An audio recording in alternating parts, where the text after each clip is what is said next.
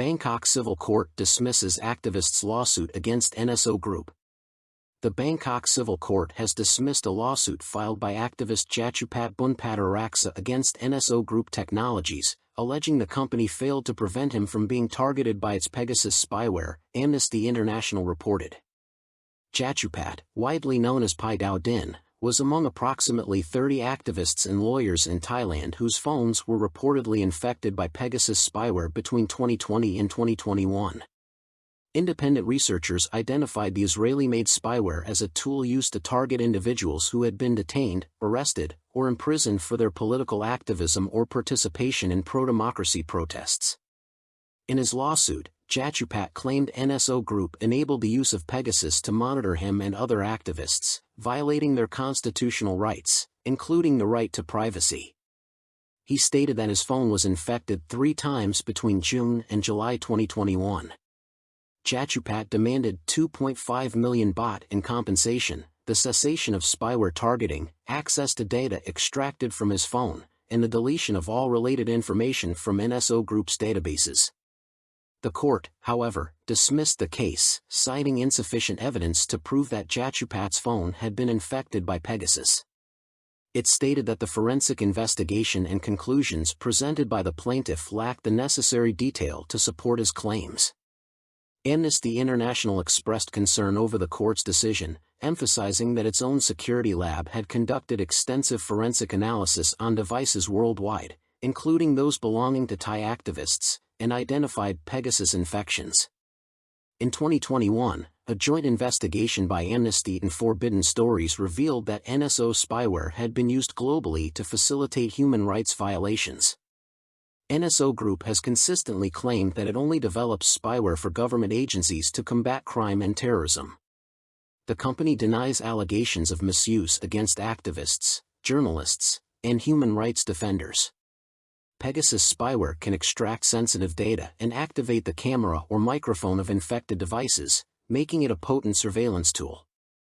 The controversy surrounding its use in Thailand intensified after Chawat Thanakamanusaran, then Minister of Digital Economy and Society, admitted in Parliament that surveillance software had been used to track individuals in national security or drug-related cases, although he did not specify which software. The identities of the agencies that purchased or deployed Pegasus in Thailand remain undisclosed. Arrest warrants issued for Dr. Boon Vanasin and 8 others. Arrest warrants have been issued for Dr. Boon Vanasin, founder of the Thonburi Healthcare Group, THG, and 8 others on charges of public fraud and money laundering. 6 individuals have been apprehended, while Dr. Boon has fled abroad. The Metropolitan Police Bureau, MPB, obtained court approval on Friday for the arrests, which included Dr. Boon, 86, his wife Jerwin, 79, and their daughter Nalen, 51. They are accused of defrauding investors by promoting fraudulent medical business ventures. Dr. Boon is also alleged to have forged his ex-daughter-in-law's signature to secure a loan, resulting in damages estimated at 7.5 billion baht. The criminal court cited Dr. Boon's alleged involvement in public fraud, fraudulent borrowing, money laundering, and violations related to issuing bad checks as grounds for the arrest warrant. Between December and October, 527 complaints were filed against Dr. Boon at the Hoi Quang police station by victims unable to cash checks he issued. Dr. Boon reportedly attracted investors by promoting medical projects, including a cancer center and hospital developments in Thailand and abroad. While initial interest payments were made to build credibility, subsequent payments were missed, leading to bounced checks and significant financial losses for investors. 2 women associated with Dr. Boon's network were arrested at a law firm in Nonthaburi on Friday. Identified as Sarawaimal, 38, and Jitafa, 53, the women were charged with public fraud and fraudulent borrowing. Authorities seized a Mercedes-Benz during their arrest. Pol Maj Gen Theradat Thamasuthi, commander of the MPB's investigation division, stated that the fraud case caused extensive damage, with numerous victims lured by Dr. Boon's schemes. People's Party's Udon Thani election win. The People's Party, PP, is gearing up for a highly competitive election in Udon Thani, a stronghold of the ruling Pheu Thai party. The election for the provincial administrative organization, PAO chairman will be a critical contest for both parties. Pheu Thai aims to defend its dominance in the province, where it has traditionally won sweeping victories.